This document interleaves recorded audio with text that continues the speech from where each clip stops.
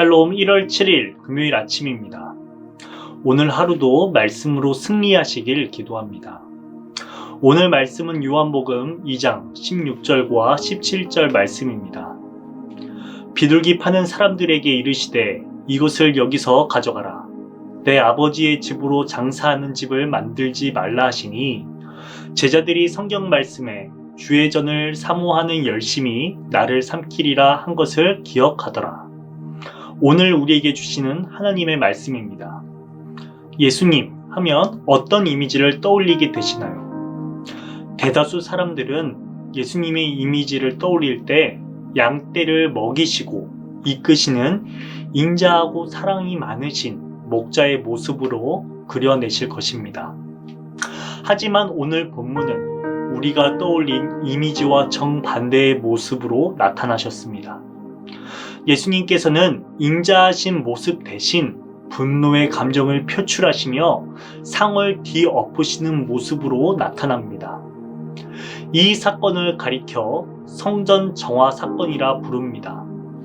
다른 복음서와 달리 성전 정화 사건에 대해서 요한복음은 2장에 앞서서 기록하고 있습니다. 이는 예수님의 사역 중에서도 성전 정화 사건이 매우 중요하다는 요한복음의 성서 기자의 생각이 담겨져 있습니다. 그렇다고 한다면 예수님께서는 왜 성전의 어떤 형태를 바라보시며 분노의 감정을 드러내셨을까요? 말씀을 통해 잠시 살펴보고자 합니다. 2절에 보면 소와 양과 비둘기를 파는 사람들과 돈을 바꾸어주는 사람들이 앉아있는 것을 보시고 상을 둘러 엎으셨다고 기록하고 있습니다. 즉 두 가지 상황, 한 가지는 소와 양과 비둘기를 파는 행위, 그리고 두 번째는 돈을 바꾸어주는 행위를 예수님께서 바라보시고 상을 둘러 엎는 일종의 폭력적인 모습을 행하시게 됩니다. 이 두 가지 행위가 의미하는 것이 무엇이길래 이렇게 예수님께서는 분노하실까요? 율법에 의하면 이스라엘 백성들은 오직 예루살렘 성전에서만 하나님께 제물을 드리고 경배를 드리도록 법으로 제정되어 있었습니다. 특히 제물로 사용되는 짐승들은 정결해야 될 뿐만 아니라 흠이 없어야 했습니다.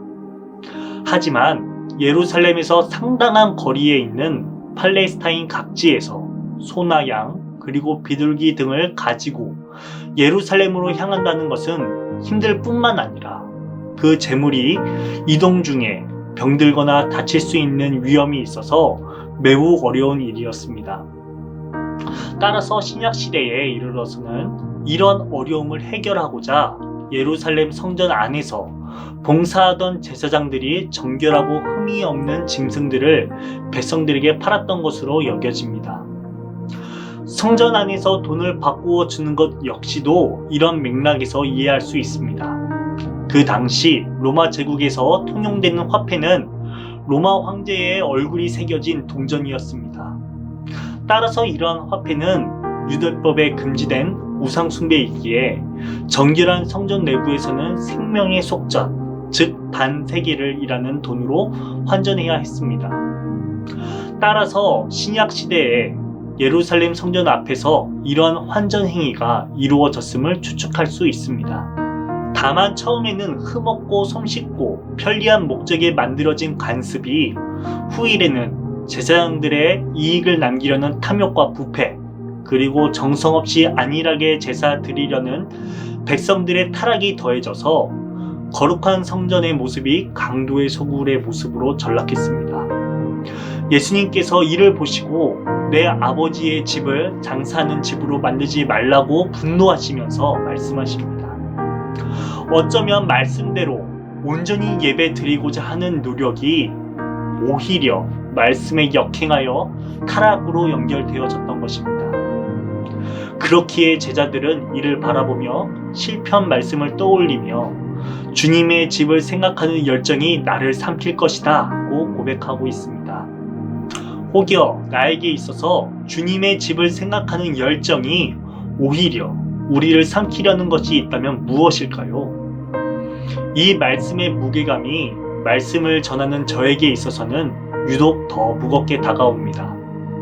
사랑하는 신대 성도 여러분, 오늘 갑자기 예수님께서 우리 공동체에 오신다면 예수님은 사랑과 인자의 모습으로 기쁜 메시지를 전하실까요? 아니면 오늘 말씀처럼 감정이 격동해 하시면서 회개의 메시지를 선포하실까요?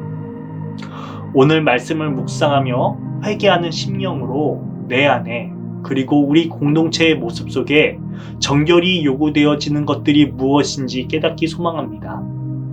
우리 안에 무너진 예배의 모습, 죄로 물든 타락한 모습, 안일해지고 편리주의에 빠져 잘못된 영성에서부터 예수 그리스도의 보혈을 통해 깨닫고 회복되어지기를 간절히 소망합니다. 주기도문으로 아침 묵상을 마치겠습니다.